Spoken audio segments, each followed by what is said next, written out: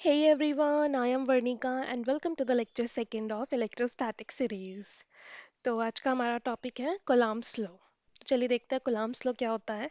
तो Coulomb's law में बताता है कि नहीं भी दो चार्जेस के बीच में ऐसे चार्जेस जो कि रेस्ट में हो और पॉइंट चार्जेस हो उन और आर डिस्टेंस अपार्ट हो एक दूसरे से। आर डिस्टेंस में भी आगे हम बात करेंगे कि आर डिस्टेंस मतलब कितना डिस्टेंस। तो यानी कि दो पॉइंट चार्जेस जो कि रेस्ट में हो और एक दूसरे से कुछ डिस्टेंस अपार्ट हो, तो उन दोनों के बीच में कितना इलेक्ट्रोस्टैटिक फोर्स लगेगा, ये हमें कौन बताता है? कूलम्ब्स लॉ बताता है। तो according to definition, Coulomb's law calculate the electrostatic force of attraction और रिपल्जन।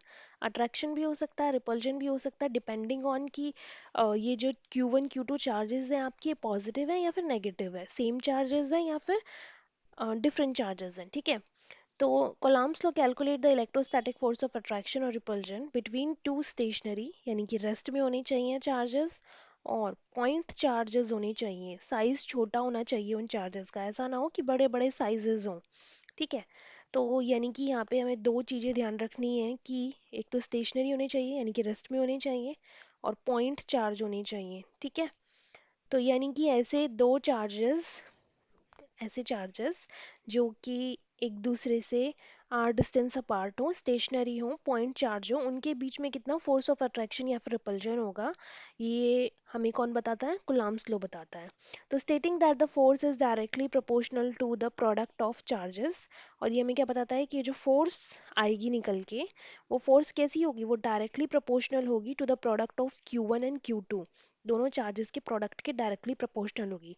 डायरेक्टली प्रोपोर्शनल का मतलब कि अगर ये Q1 Q2 इंक्रीज हो रहे हैं, इनका नंबर इंक्रीज हो रहा है, मतलब ये चार्जेस की वैल्यू ज़्यादा है, तो फोर्स भी ज़्यादा होगी। डायरेक्टली प्रोपोर्शनल मतलब ये बढ़ेगा तो ये भी बढ़ेगा। ठीक है। And inversely proportional to the square of distance between them, and it should be inversely proportional to the square of distance between them। ठीक है। ये डायरेक्टली प्रोपोर्शनल का साइन है, और जब भी हम इन्वर्सली प्रोपोर्शनल लगाते हैं तो हम 1 बाय करके वैल्यू को लिखते हैं। और लिखा है यहाँ पे कि it is inversely proportional to the square. पहले स्क्वायर करो इनके बीच की डिस्टेंस का, inversely proportional to the square of distance between them. अब इन दोनों इक्वेशन को अगर हम कंबाइन करते हैं तो हमारे पास आता है F is equals to 1/4 pi epsilon naught, sorry epsilon. अब ये 1/4 पाई एप्सिलॉन क्या है? ये है कांस्टेंट। ठीक है। पहले तो मैं इसे ब्रैकेट में कर देती हूँ, ये ब्रैकेट में आएगा आपका। तो देखिए आपकी जो वैल्यूज थी वो क्या थी? F is equals to Q1 Q2, वो एज इट इज ऊपर आ गई। एंड नीचे क्या था? R square, inversely proportional to R square, वो एज इट इज नीचे आ गया। तो अब ये क्या आया? ये आई है कांस्टेंट टर्म। ठीक है। जब भी हम ये प्रोपोर्शनैलिटी का साइन हटाते हैं ना, तो हमें कोई ना कोई कांस्टेंट वैल्यू पुट करनी होती है, और वही कांस्टेंट वैल्यू हमने यहाँ पे पुट की है, विच इज़ 1/4 पाई एप्सिलॉन। ठीक है जी। तो ये हमारा आ गया है कूलम्ब्स लॉ। अब इस कूलम्ब्स लॉ में ये एप्सिलॉन क्या है? ये तो पहली बार सुना है। फोर्स सुना है, पाई सुना है, एप्सिलॉन क्या है ये? तो ये एप्सिलॉन क्या होता है? ये एप्सिलॉन होता है परमिटिविटी, और इस एप्सिलॉन की वैल्यू होती है epsilon is equals to epsilon naught K. Detail में इसके बारे में हम दूसरी वीडियो में पढ़ेंगे। अभी मैं आपको बता देती हूँ कि परमिटिविटी क्या होता है। तो permittivity is the property of material जिसकी वजह से वो जितनी इलेक्ट्रिक फील्ड हो रही है उसको क्या कर रहा है? रेजिस्ट कर रहा है। तो अगर मैं सीधी भाषा में कहूँ, तो इन दो पॉइंट चार्जेस के बीच में जितनी भी इलेक्ट्रिक फील्ड होगी इनके बीच में, राइट? तो अगर ये जो मैं परमिटिविटी की बात कर रही हूँ, तो ये मटेरियल की प्रॉपर्टी है। तो यानी कि कहीं पे भी अगर ये परमिटिविटी ज़्यादा है, तो इसका मतलब इलेक्ट्रिक फील्ड क्या होगी? कम हो जाएगी। इलेक्ट्रिक फोर्स क्या होगी? कम हो जाएगी। तो ये परमिटिविटी बेसिकली क्या कर रही है? It create a resistance in electric field को क्रिएट करने में जो रेजिस्टेंस आ रहा है वो किसकी वजह से आ रहा है? परमिटिविटी की वजह से आ रहा है। एप्सिलॉन क्या है? Permittivity of medium. किसी भी मीडियम की परमिटिविटी क्या है? Epsilon. Permittivity of free space, यानी कि फ्री स्पेस वैक्यूम में जो परमिटिविटी होती है वो क्या होती है? Epsilon not. और के क्या है? के इज अ डाइलेक्ट्रिक कांस्टेंट। ठीक है। अब मैं इस के को अगर इधर लेके चली जाऊँ, सॉरी के को मैं इधर ही रख रहा हूँ, एप्सिलॉन नॉट को मैं नीचे लेके चली जाऊँ, तो मेरी के की वैल्यू क्या आ गई, K is equals to epsilon upon epsilon naught. ठीक है, और इसी को मैं क्या कहती हूँ, इसी को हम कहते हैं रिलेटिव परमिटिविटी। अब ये रिलेटिव परमिटिविटी क्या होता है, तो it is the ratio of permittivity of medium to the permittivity of free space. और इसी को हम क्या कहते हैं, इसी को हम कहते हैं डाइलेक्ट्रिक कांस्टेंट। अभी के लिए तो आप परमिटिविटी, डाइलेक्ट्रिक कांस्टेंट, इन सब चीज़ों को इतना समझिए कि जिस भी ये एक मटेरियल की प्रॉपर्टी होती है, और जिस मटेरियल की परमिटिविटी ज़्यादा होती है उस मटेरियल में जो इलेक्ट्रिक फील्ड क्रिएट हो रही है वो कम हो जाएगी, इलेक्ट्रिक फोर्स जो क्रिएट हो रही है वो कम हो जाएगी, क्योंकि ये क्या कर रही है, ये एक रेजिस्टेंस प्रोवाइड कर रही है इन क्रिएटिंग इलेक्ट्रिक फील्ड। इसका डिटेल्ड वीडियो आपको मिल जाएगा। ठीक है, अभी इस वाली वीडियो में हम सिर्फ इतना ही समझते हैं इसके बारे में। अब ये जो डाइलेक्ट्रिक कांस्टेंट है इसकी वैल्यूज़ क्या होती हैं ये देख लेते हैं।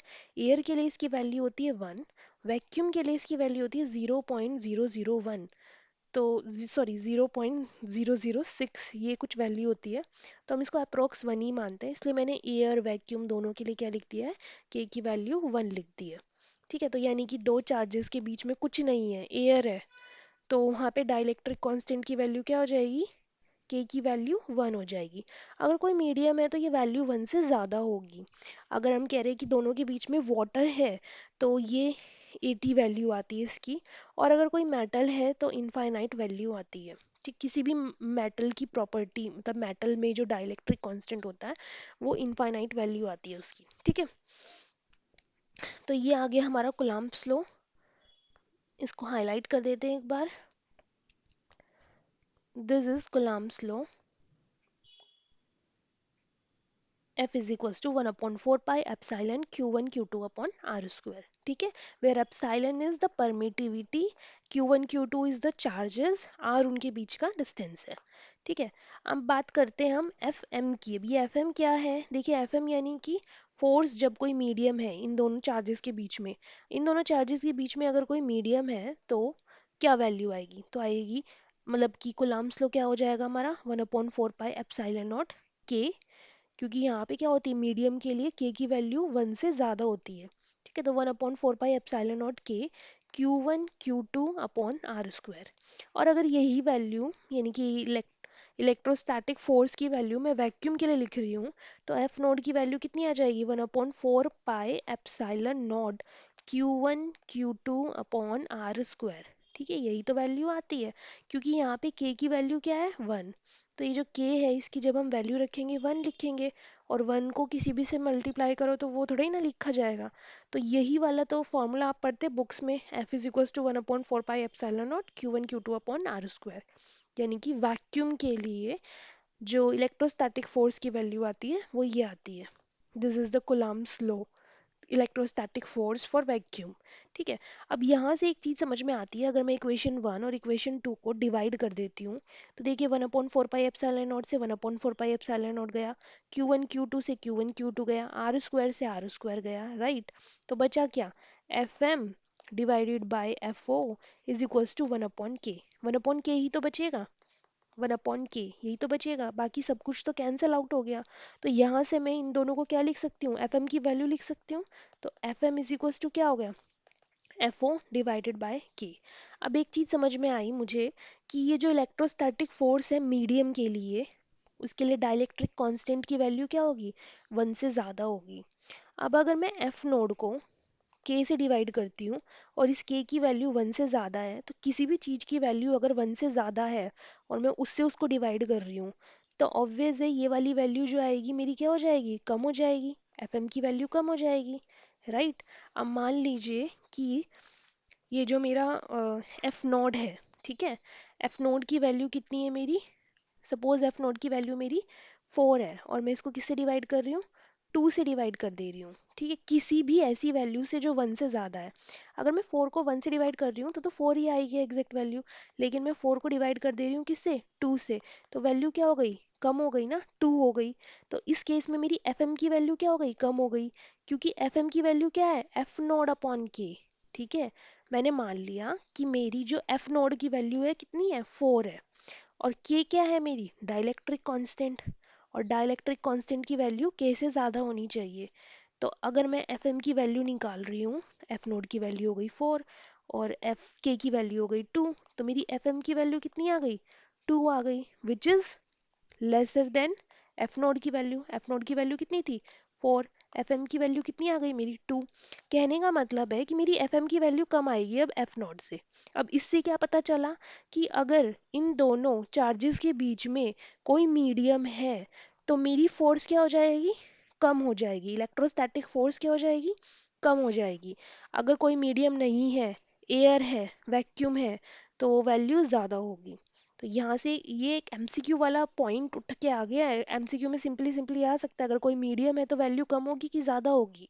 ठीक है, तो यानी कि अगर मेरे पास कोई मीडियम प्रेजेंट है तो मेरे इलेक्ट्रोस्टैटिक फोर्स क्या हो जाएगा? कम हो जाएगा। ठीक है, यहाँ से ये पॉइंट आ गया है। अच्छा, हम एक चीज़ है, यहाँ से मैं क्या लिख सकती हूँ? के की वैल्यू, के इज इक्वल्स टू, के को मैं उधर ले जाऊँ तो क्या आ जाएगा? F naught divided by F M. Right, ये वैल्यू आ जाएगी। अब के की एक वैल्यू मैंने पीछे भी निकाली थी, के इज डाइलेक्ट्रिक कांस्टेंट, और के की वैल्यू थी E upon E naught, sorry epsilon upon epsilon naught is equals to epsilon R. Epsilon R क्या है आपकी? Relative permeability, sorry permittivity, it's not permeability, permittivity. ठीक है, परमिएबिलिटी हम आगे पढ़ेंगे, ये मैग्नेटिक फील्ड के लिए यूज होता है। ठीक है, तो K is equals to F naught divided by F M is equals to epsilon divided by epsilon naught is equals to epsilon R. ठीक है, तो ये मैं लिख सकती हूँ इक्वल, क्योंकि पीछे से मेरे पास ये वैल्यू आई है और अभी इस इक्वेशन से मेरे पास ये वैल्यू आई है, तो इन सबको मैं इक्वल करके लिख सकती हूँ। तो मेरे पास एक अलग से वो हो गया कि हाँ, के की वैल्यू ये भी हो सकती है, के की वैल्यू ये भी है। ठीक है, अच्छा, अब ये जो 1/4 पाई एप्सिलॉन नॉट है, जो कि हर जगह ही यूज़ होना है, हर न्यूमेरिकल में यूज़ होना है, आगे आपको इसी का यूज़ करना है बहुत बारी। तो इसकी वैल्यू क्या होती है? इसकी वैल्यू होती है 9 × 10⁻⁹ न्यूटन मीटर स्क्वायर पर कूलम्ब स्क्वायर। ठीक है, ये वैल्यू आपको याद हो जाएगी क्योंकि आप बहुत सारे न्यूमेरिकल्स करोगे जिनमें ये वैल्यू यूज़ होनी है। ठीक है, तो इसकी वैल्यू होती है 9 × 10⁻⁹ न्यूटन मीटर स्क्वायर पर कूलम्ब स्क्वायर। एक और वैल्यू जो है एब्सोल्यूट परमिटिविटी। ठीक है, एब्सोल्यूट परमिटिविटी यानी कि फ्री स्पेस में जो परमिटिविटी होती है उसकी वैल्यू, कांस्टेंट वैल्यू होती है 8.85 इंटू 10⁻⁻12 कूलम्ब स्क्वायर पर न्यूटन मीटर स्क्वायर और फेराड पर मीटर। ठीक है, अच्छा, अभी एक और चीज़ आती है कि फोर्स जो है मेरी वो पॉजिटिव होगी अगर रिपल्जन हो रहा है तो। ये मैं कैसे कह सकती हूँ? सपोज मेरे पास दो चार्जेस है, मेरे पास दो चार्जेस है, एक तो चार्ज है Q1 और एक चार्ज है Q2, और दोनों ही चार्ज क्या है? पॉजिटिव है। अगर दोनों चार्ज पॉजिटिव है तो F is equals to 1/4 pi epsilon naught Q1 Q2 upon R square. दोनों की वैल्यू में पॉजिटिव पॉजिटिव रखूंगी तो F की वैल्यू भी क्या आएगी? पॉजिटिव आएगी, और F की वैल्यू ग्रेटर देन ज़ीरो आएगी। अगर मेरे पास दोनों ही चार्जेस नेगेटिव है तो नेगेटिव नेगेटिव वैल्यू रखूंगी, नेगेटिव से नेगेटिव माइनस माइनस क्या हो जाएगा? प्लस हो जाएगा, तो फिर भी मेरी वैल्यू क्या आएगी? ग्रेटर देन ज़ीरो आएगी। और सिमिलर चार्जेस में क्या होता है? रिपल्जन होता है। तो यानी कि रिपल्जन अगर हो रहा है, रिपल्जन अगर हो रहा है, सिमिलर चार्जेस अगर हैं, तो मेरी फोर्स की वैल्यू क्या होगी? पॉजिटिव होगी, ग्रेटर देन ज़ीरो। और अगर मैंने चार्जेस कैसे ले लिए, एक चार्ज मेरा पॉजिटिव है, एक चार्ज मेरा नेगेटिव है, फॉर्मूले में वैल्यू रखूंगी, पॉजिटिव नेगेटिव क्या होता है? नेगेटिव। तो उस केस मेरी एफ की वैल्यू क्या आएगी? नेगेटिव आएगी, और F will be smaller than zero, यानी कि एफ की वैल्यू क्या आएगी? नेगेटिव आएगी।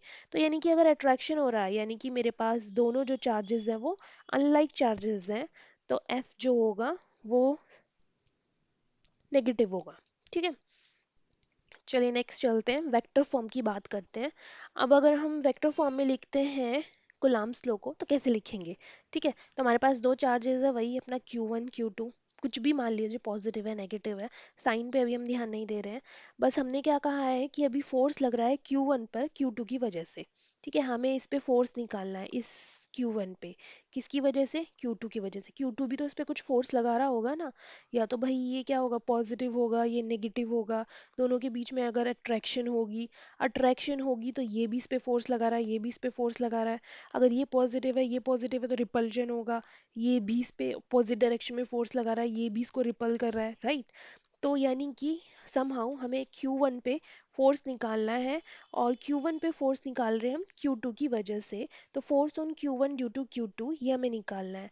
तो जब हम 1 पे निकाल रहे हैं 2 की वजह से फोर्स, तो उसे हम लिखते हैं F12, यानी कि 1 पे फोर्स लग रहा है 2 की वजह से। तो F12 की वैल्यू कितनी आ जाएगी, 1/4 pi epsilon naught Q1 Q2 upon R square. और अभी हमने यहाँ पे क्या लिख दिया है, यूनिट वेक्टर, क्योंकि हमें डायरेक्शन बतानी है। तो डायरेक्शन कहाँ से कहाँ है, किधर से किधर लग रहा है, Q से लग रहा है, Q2 से लग रहा है Q1 की तरफ, यानी कि 2 से 1 की तरफ। 2 1 R 2 1, ठीक है।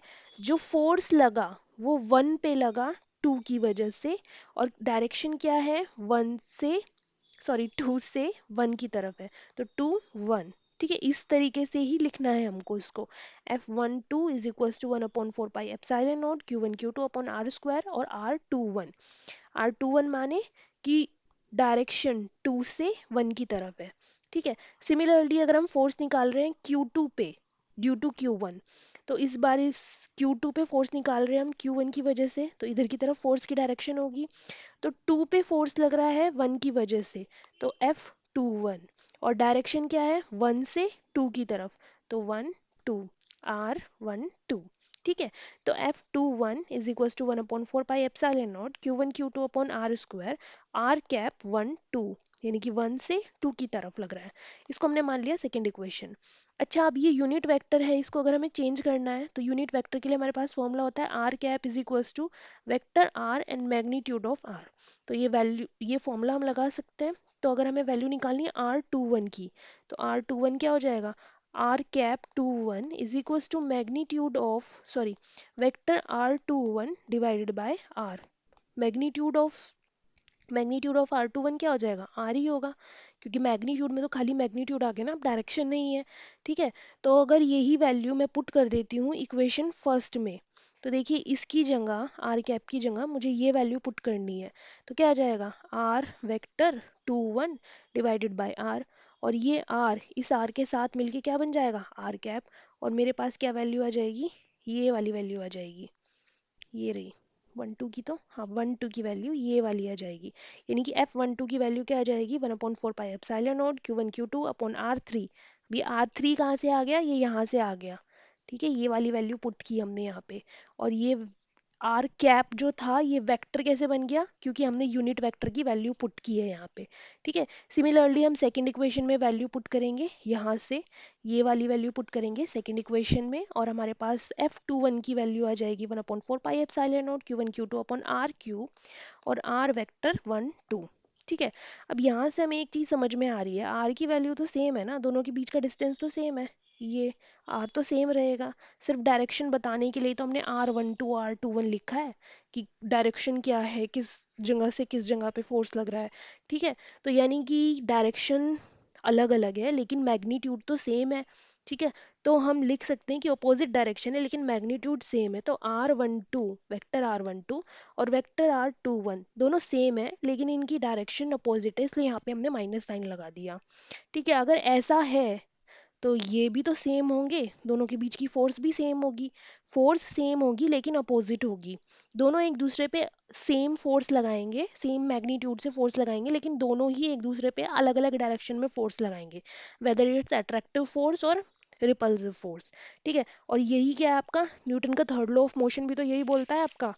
न्यूटन का थर्ड लॉ ऑफ मोशन क्या बोलता है कि, Newton third law of motion क्या है, एक्शन रिएक्शन, यानी कि इक्वल एंड अपोजिट फोर्स लगेगी, ठीक है। तो यहाँ से अगर मेरे पास ये क्वेश्चन आता है कि इन दोनों के बीच का रेशियो क्या होगा, यानी कि F12 और 21 का रेशियो क्या होगा, तो रेशियो क्या होगा, मैग्नीट्यूड तो दोनों का सेम है ना, तो 1:1 रेशियो होगा।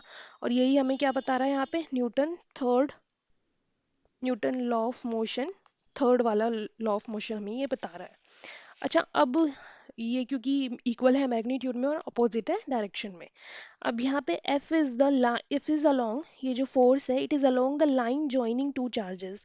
जो F है ये इन दोनों चार्जेस, जिस लाइन से ये दोनों चार्जेस जा रहे हैं उसी के अलोंग है F की वैल्यू, ठीक है, उसी के अलोंग है। और ऐसी जो फोर्सेस होती है वो क्या होती हैं, सेंट्रल फोर्स होती हैं, यानी कि वो फोर्स जो दोनों चार्जेस को लाइन, जिस लाइन जॉइनिंग में जा रही है वो सेंट्रल फोर्स होती है, और उसी फोर्स को हम क्या कहते हैं, कंजर्वेटिव फोर्स कहते हैं। कंजर्वेटिव फोर्स कैसी होती है, पाथ इंडिपेंडेंट फोर्स होती है। ठीक है, तो ये था आपका। अब इसकी लिमिटेशन एक बार ज़रा हम देख लेते हैं कि इसकी लिमिटेशंस क्या क्या है। तो देखिए हमने अभी क्या चीज़ सबसे पहले पढ़ा था कि charge should be in rest. Limitation देख रहे हैं, लिमिटेशन, तो charge should be in rest. Charges जो है वो रेस्ट में होने चाहिए, अगर मोशन में है तो ये आपका कूलम्ब लॉ नहीं लगेगा। Charge should be point charge, ऐसा नहीं होना चाहिए किलो किलो के चार्ज ले लिए, ठीक है, पॉइंट चार्ज होनी चाहिए, तभी ये आपका लॉ जो है वो एप्लीकेबल होगा। अब ये जो आर है इसका डिस्टेंस ज़्यादा होना चाहिए 10⁻⁻15 मीटर, यानी कि 1 फर्मी मीटर से ज़्यादा होना चाहिए, यानी कि न्यूक्लियस के साइज से ज़्यादा होना चाहिए, क्योंकि न्यूक्लियस के अंदर तो ये फोर्स एग्जिस्ट ही नहीं करेगी। न्यूक्लियस के अंदर क्या है, न्यूक्लियर फोर्स लग रही है, जो कि चारों फोर्स में से सबसे ज़्यादा स्ट्रॉन्ग फोर्स है, और न्यूक्लियर फोर्स वहाँ पे क्या करेगी, डोमिनेट करेंगी, तो इलेक्ट्रोस्टैटिक फोर्स का तो वहाँ पे लगना बनता ही नहीं है। तो यानी कि जो डिस्टेंस होना चाहिए दोनों चार्जेस के बीच में, वो 10⁻15 मीटर से ज़्यादा होना चाहिए, यानी कि 1 फर्मी से ज़्यादा होना चाहिए। दोनों चार्ज पॉइंट साइज होने चाहिए, दोनों चार्ज रेस्ट में होने चाहिए, ये इसकी क्या है, लिमिटेशन है। ऐसा तो होना ही चाहिए, कंडीशन है। ओके, तो that's it for today. I hope you like the video. अगर आपको यूज़फुल लगी तो hit the like button, subscribe कीजिएगा अगर आपने अभी तक सब्सक्राइब नहीं किया है, और कमेंट करना मत भूलिएगा